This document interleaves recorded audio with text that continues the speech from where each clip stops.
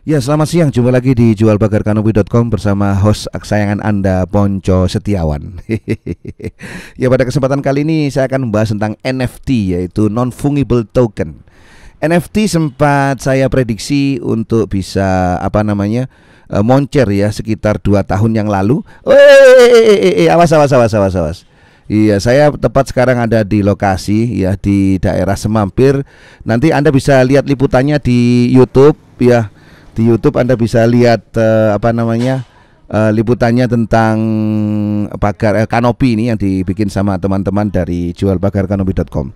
Baiklah, langsung ke pembahasan NFT. Jadi NFT ini sudah saya prediksi sekitar 2 tahun yang lalu. Kemudian saya waktu itu prediksinya bilang akan moncer ya. Dan setelah COVID itu terjadi penurunan harga yang gila-gilaan dari non-fungible token.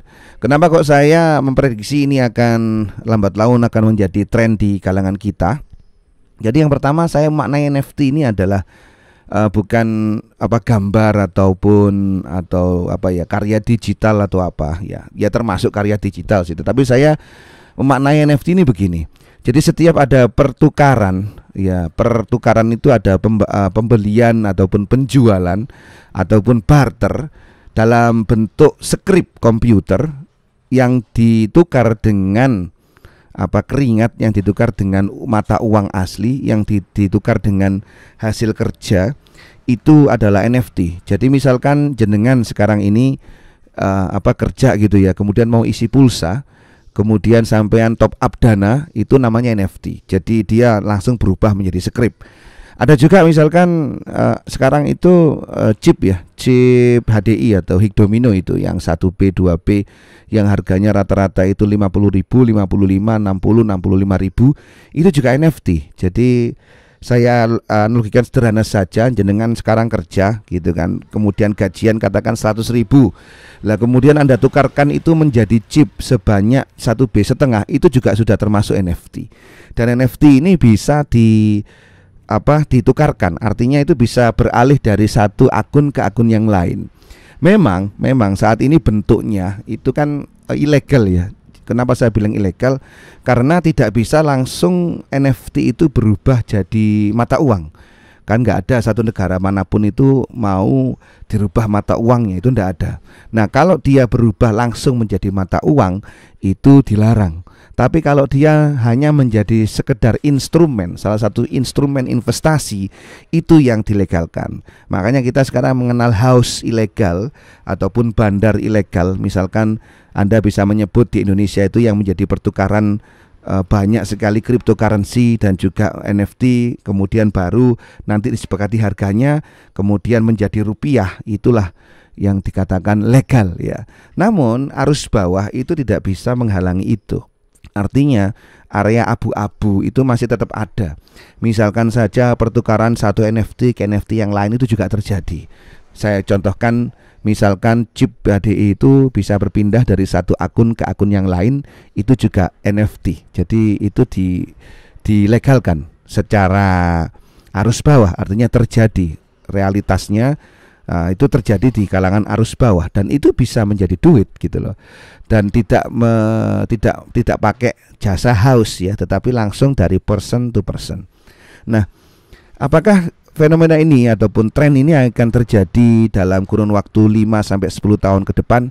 Saya memprediksi iya, dan itulah yang akan terjadi nantinya. Makanya bagi Anda yang sekarang ini sedang membangun bisnis gitu ya, silakan saja untuk buka payment melalui NFT. Jadi nggak menutup kemungkinan misalkan jenengan jual gorengan atau jual makanan gitu, kemudian bayarnya pakai NFT, itu juga bisa terjadi.